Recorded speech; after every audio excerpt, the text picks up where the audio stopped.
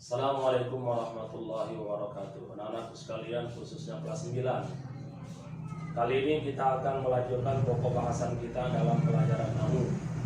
Dan yang akan kita bicarakan kali ini adalah merupakan bagian daripada isim-isim mansub. Sebagaimana kalian ketahui bahwa kalimat isim itu berdasarkan baris huruf akhirnya, maka dia terbagi kepada 3 bagian. Satu disebut isim marfu, yaitu kalimat isim yang huruf akhirnya berbaris depan ataupun pengganti dari baris depan. Yang kedua isim mansub, yaitu kalimat isim yang huruf akhirnya berbaris atas ataupun pengganti dari baris atas. Yang ketiga isim majrur, yaitu kalimat isim yang huruf akhirnya berbaris bawah ataupun pengganti dari baris bawah. Tapi kali ini kita akan membicarakan tentang isim-isim mansub saja. Sedangkan isim marfu itu sudah kita bicarakan di waktu kelas 8 yang lalu. Oleh karena itu, kalian bisa lihat balik bagian kelompok daripada isim-isim marfu. Isim-isim marfu itu apa saja, itu bisa kalian perhatikan, bisa kalian lihat balik di pelajaran kelas 8 yang lalu. Kali ini kita akan beranjak membicarakan kalimat isim mansub. Kalimat isim mansub itu tidak sendirian, tapi ada kelompok yang tergabung di dalam kalimat isim mansub itu sendiri. Nah, kali ini kita akan membicarakan tentang isim mansub itu. Nah, untuk itu kalian lihatlah di buku kalian, dimulai dari halaman 52. Kalian lihat dari halaman 52. Karena ini kalian memperhatikan, kalian lihat di halaman 52 dari buku kalian, ini Ustaz membacakannya. Nah, kalian perhatikan baik-baik apa yang Ustaz bacakan, lalu kalian lihat bagaimana barisnya dan apa artinya. Nanti sesudah ini baru kalian tulis di buku catatan kalian seperti biasanya yang kita lakukan di kelas 8 dulu. Itu harus kalian catat. Kalian tulis di buku catatan kalian, nanti baru kalian perlihatkan kepada Ustaz hasil dari tulisan yang kalian tulis seperti yang Ustaz perintahkan kepada kalian. Mari kita mulai halaman 52. Al-asmaul mansubatu. Sekali lagi, al-asmaul mansubatu. Kalimat isim yang dinasabkan atau kalimat-kalimat isim yang mansub. Kalimat isim yang huruf akhirnya berbaris atas ataupun pengganti daripada baris atas. Yunsabul ismu fi arba'ata asyara maudhi'an. Yunsabul ismu fi arba'ata asyara maudhi'an minha. Kalimat isim itu dinasabkan dalam 14 tempat. Kalimat isim dinasabkan dalam 14 tempat. Minha diantaranya. Al-awalu, 1. Al-maf'ulu bihi. Al-maf'ulu bihi artinya maf'ul bih. Sanian, kedua, al-maf'ulul mutlaqu. Al-maf'ulul mutlaqu, maf'ul mutlaq. Salisan, ketiga, al-maf'ulu li ajlihi. Al-maf'ulu li ajlihi, maf'ul li ajli. Rabi'an, keempat, az-zarfu, zaraf. Khamisan, kelima, al-halu, hal. Sadisan, keenam, at-tamyizu, at-tamyizu, tamyiz. Sabi'an, 7, al-mustasna, mustasna. Saminan, ke-8, khobaru kana, khobaru kana, khobar kana. Tasi'an, 9, ismu inna, isim inna. Ashiran, 10, ismula an-nafiyati lil jinsi. Isim la yang meniadakan jenis. Hadiah asyara, 11, at-tabi'u lil ismil mansubi, Kalimat isim yang mengikut kepada isim mansub. Kalimat isim yang mengikut kepada isim mansub itu ada 4, wa huwa yaitu an-na'tu na'at, wal atfu ataf, wat taukidu taukid, wal badalu dan badal. Inilah kelompok kalimat isim mansub yang akan kita bicarakan dalam pokok bahasan kita berikutnya. Untuk itu mari kita mulai dari kalimat isim mansub yang pertama yaitu al-maf'ulu bihi, halaman 53. Perhatikan baik-baik barisnya dan artinya. Al-maf'ulu bihi, maf'ul bih, itu adalah merupakan kelompok kalimat isim mansub yang pertama. Kelompok kalimat isim yang pertama al-maf'ulu bihi, maf'ul bih. Apa itu maf'ul bih? Al-maf'ulu bihi huwal ismul ladzi yaqa'u alaihi fi'lul fa'ili.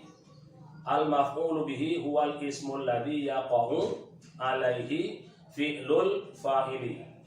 Definisi daripada maf'ul bih itu adalah kalimat isim yang dinasabkan. Wal ismul ladzi yaqa'u alaihi fi'lul fa'ili, kalimat isim yang dinasabkan yang menjadi sasaran perbuatan fa'il. Yang menjadi sasaran perbuatan fa'il. Artinya maf'ul bih ini dalam susunan kalimat, maka dia itu berkedudukan sebagai penderita atau menjadi sasaran dari perbuatan fa'il. Fa'il ini adalah pelaku seperti yang sudah kita bicarakan waktu kita di kelas 8 yang lalu. Jadi fa'il adalah pelakunya, sedangkan maf'ul bih ini adalah sasaran perbuatan daripada si fa'il.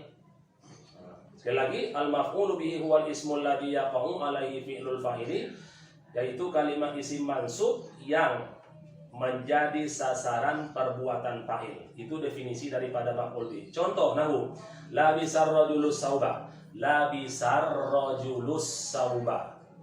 Nah, kita artikan labisar rajulus sauba, laki-laki itu memakai pakaian. Labisa artinya memakai, ar-rajulu laki-laki itu, as-sauba pakaian. Jadi kalau bahasa kita terjemahkan labisa ar-rajulus sauba, laki-laki itu memakai pakaian. Pekerjaannya atau fiilnya adalah labisa, sedangkan ar-rajulu adalah fa'il. As-sauba, nah ini dia pokok bahasan kita. As-sauba adalah maf'ul bih. Maf'ul bih. Karena as-sauba ini adalah merupakan yang menjadi sasaran dari perbuatan si fa'il. Dalam kurung kalian lihat as-sauba. As-sauba maf'ulun bihi.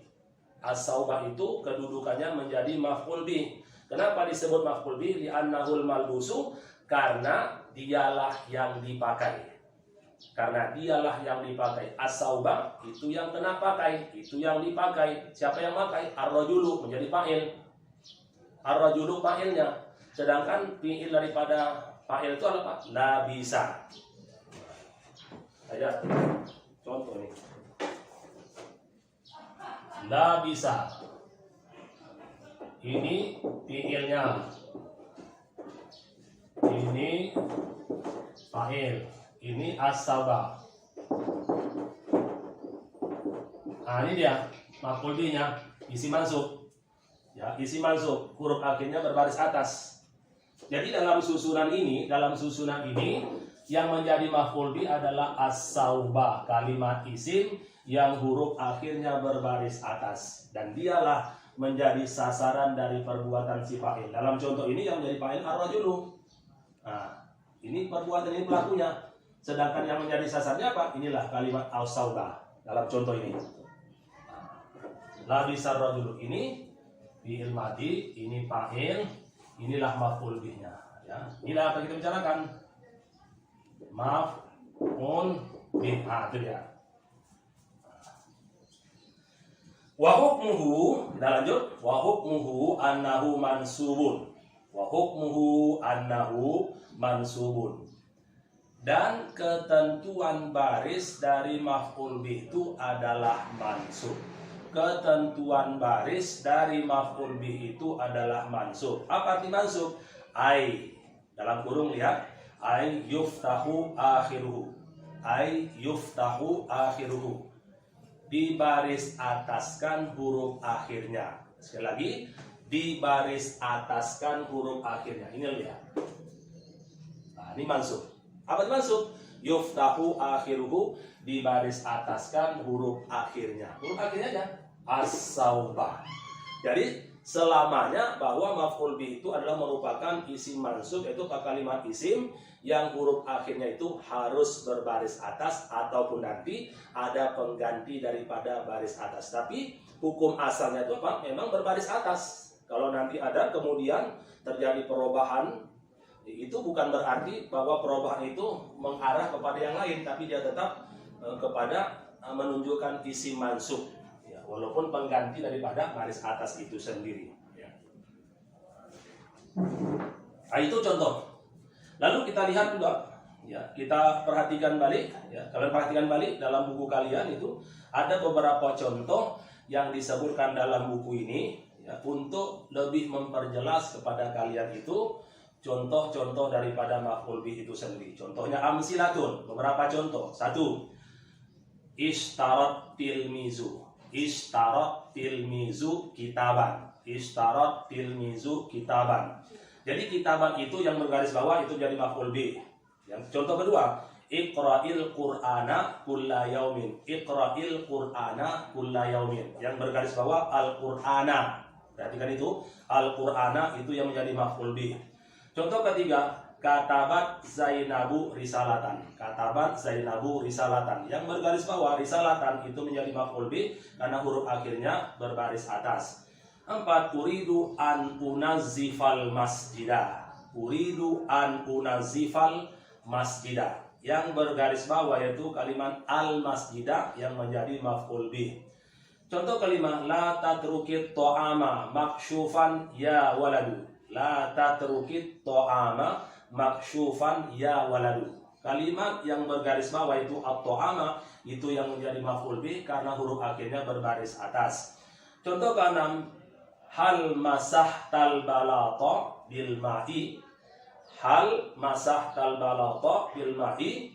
Kalimat yang bergaris bawah yaitu al-balata itu yang menjadi maf'ul bih karena huruf akhirnya berbaris atas. Itu contoh-contoh lain daripada maf'ul bih atau contoh maf'ul bih di dalam kitab kita ini. Dan itu semuanya kalian perhatikan baik-baik lalu kalian tulis, ya, contoh-contoh tersebut di buku catatan kalian supaya kalian bisa untuk lebih memperjelas daripada contoh-contoh daripada maf'ul bih itu sendiri.